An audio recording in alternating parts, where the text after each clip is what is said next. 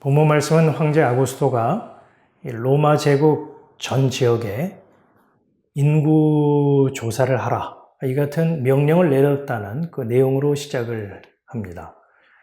기록에 의하면요, 전국 단위의 호적은 14년마다 실시했다고 합니다. 호적을 하는 이유는 뭘까요? 세금을 징수해서 국세를 확보하기 위한 목적이겠죠. 뭐니 해도 머니가 최고야, 이런 말을 우리가 입버릇처럼 하듯이 시대와 지역을 막론하고요, 돈이 곧 힘이고 답이고, 돈이 그 사람의 가치를 평가하기도 하죠. 또 돈이 있어야 사람 대접을 받는 게 이 세상이잖아요. 이런 노랫말이 생각이 나네요. 돈 없으면 집에 가서 빈대떡이나 부쳐 먹지. 한 푼 없는 건달이 요리집이 뭐냐, 기생집이 뭐냐.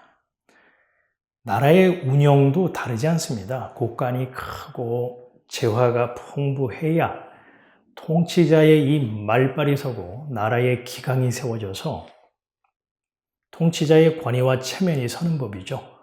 황제 아구스토가야 로마 제국 전역에 호정령을 내린 것도 국세를 확보함으로 자신의 통치권을 더욱 강화하기 위한 목적에서 추진한 정치적인 행동이라고 할 수가 있습니다.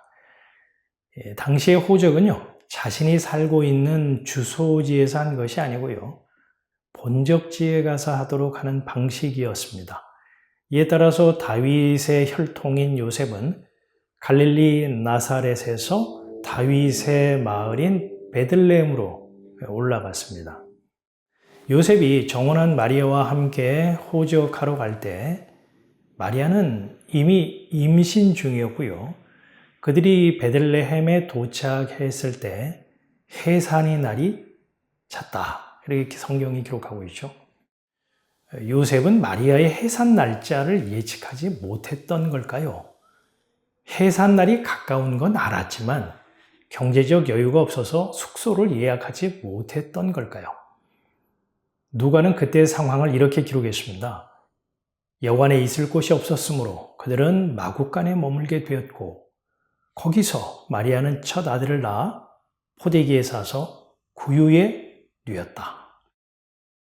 하나님은 어쩌자고 일을 이렇게 하시는가? 천사 가브리엘에게 정혼한 처녀 마리아에게 가서 잉태할 것이다, 이렇게 통보하라 지시하셨다면 최소한 마리아에게 해산할 방 하나쯤은 천사를 통해 제공해 주셔야 하는 게 아닐까요? 말씀으로 천지를 창조하셨고 금도 내 것이요 은도 내 것이라 말씀하신 하나님이 그깟 방 한 칸을 마련하지 못한단 말인가요? 게다가 갓 태어난 아기를 여물통에 누이도록 방치하시다니, 일을 저질러 놓고 나몰라라 하는 것 같아서 하나님이 야속하기만 합니다. 일을 이렇게 하실 거였다면 처녀 마리아에게 잉태 소식을 전하지 말았었어야 하지 않을까요? 하나님의 일하심에 대해 이 못마땅한 감정이 일어나는 건 불신앙일까요? 사람의 일을 생각하면 하나님을 좋은 분이다라고 할 수가 없습니다. 나쁜 분입니다. 그런데요, 하나님의 일을 생각하면 하나님의 일하심에 놀라게 되고요, 하나님의 열심을 확인하는 순간 입방정을 떤 그 경솔함에 두 손으로 입을 가리게 됩니다. 이 본문 말씀 속에서 발견할 수 있는 하나님의 열심, 그분의 일하심 두 가지를 짚어보려고 합니다. 첫째, 사람이 제도를 만들어서 자기의 의도를 실현해 가지만 하나님은 하나님의 뜻을 이루는 방편으로 그것을 사용하기도 하신다는 점입니다. 무슨 말인가 하면 천하를 호령하는 황제는 자신의 통치권 강화를 위해서 각각 고향으로 돌아가 호적하라 명합니다. 이에 따라서 요셉과 마리아가 베들레헴으로 올라가서 맏아들 예수를 출산하게 되잖아요. 하나님은 미가 선지자에게 하신 베들레헴에서 이스라엘을 다스릴 자, 즉 진정한 메시아가 역사의 무대에 등장할 것이라는 이 예언의 말씀을 성취하는 방편으로 황제의 호정령을 사용하신다는 사실입니다. 놀랍지 않습니까? 페르시아 제국의 초대왕 고레스가 펼친 종교 관영 정책도요, 유사한 경우라고 할 수가 있습니다. 그는 고레스 칙령을 통해서 유대인들이 고향 유다로 돌아가는 것을 허락했고, 파괴된 성전 재건을 지시했고, 건축에 필요한 물품을 지원하기까지 했죠. 고레스가 왜 관용을 베풀었을까요? 그가 종교 관용 정책을 펼친 핵심 목적은 광대한 제국의 안정적인 통치와 피지배 민족의 자발적인 충성을 유도하기 위한 정치적, 전략적 판단이 깔린 실리적인 정책이었습니다. 하나님의 생각은 고레스의 생각과 달랐습니다. 고레스가 종교 관용 정책을 통해서 사람들의 환심을 사려 했다면, 하나님은 고레스의 칙령을 통해서 진정한 성전인 예수님이 오실 때까지 건물로서의 성전이 유지되도록 하셨습니다. 좀 더 설명하자면, 예수님이 십자가에서 운명하실 때 성전 휘장이 찢어져 두 동강이 났잖아요. 이로써 하나님이 임재하신다는 지성소와 성소 사이를 가로막고 있던 그 길이 활짝 열리게 되었고, 마침내 성전이 완성된 셈입니다. 지성소와 성소 사이에 막힌 길이 열릴 때까지 눈에 보이는 건물로서의 성전은 존재해야 하기에, 하나님은 고레스의 종교 관용 정책을 통해서 성전이 건축되도록 하셨던 것이죠. 살펴보았듯이 고레스 왕과 로마의 황제 아구스토는 자신들의 정치적 입지를 강화하려는 의도에서 정책을 세우고 펼쳤다면, 하나님은 그들의 정책을 사용하여 하나님의 뜻을 성취하셨습니다. 이 사실을 그들이 꿈엔들 알았겠습니까? 말씀의 성취를 위한 하나님의 열심은요, 사람으로서는 다 헤아릴 수도 측량할 수도 없습니다.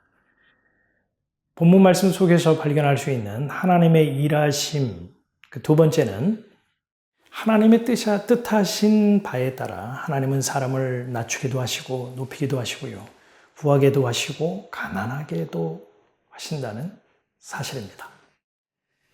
만일 요셉이 돈 많은 부자였다면, 그가 이 두 손에 권력을 쥐고 있었다면, 인맥이 탄탄했다면 과연 여관방 하나 얻지 못했을까요? 처다들이 출생을 했는데 구유에 누였겠습니까? 요셉이 자신의 체면과 자존심 때문에라도 그렇게 하지는 않았을 것입니다.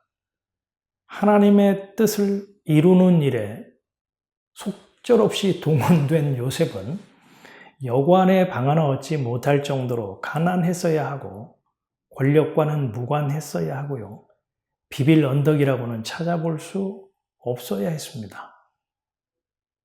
왜냐고요? 예수의 가문이나 배경, 스펙 등을 요모조모 따져보고 사람의 판단으로 예수를 믿고 신앙하겠다는 사람들의 이런 생각 자체를 차단하기 위한 하나님의 조치죠. 다시 말해서 사람이 예수를 보고 믿을 수 없다는 걸 보여주기 위한 하나님의 아주 독특한 일하심입니다. 예수님은 섬김을 받으러 오신 분이 아니죠. 하늘 영광 버리고 낮고 천한 이 땅에 말씀으로 사람들을 섬기러 오셨습니다. 심지어 자기 목숨을 죄인들의 대속물로 내어주기 위해 오셨습니다. 요셉은 힘없고 빽없고 가난해야 했고, 마리아는 여관 하나 얻지 못한 채 해산해야 했으며, 아기 예수는 황제의 궁전이 아닌 구유에 누이셔야 했습니다. 하나님의 일하심은 사람의 생각과 사뭇 다르고요, 사람의 지식과 정보로 그분의 깊은 뜻을 모두 헤아려 알 수 없습니다. 사람의 관심이 자기 확장과 생존에 있다면, 하나님의 관심은 당신이 하신 말씀을 이루는 일에 있기 때문이죠. 하나님은 말씀하시고 약속하시면 반드시 되게 하시는 신실한 분입니다. 이 같은 집요함을 성경은 하나님의 열심이라 합니다. 사람 위에 하나님이 계십니다. 황제 위에 하나님이 계십니다. 하나님의 열심은요, 지금도 진행 중이죠.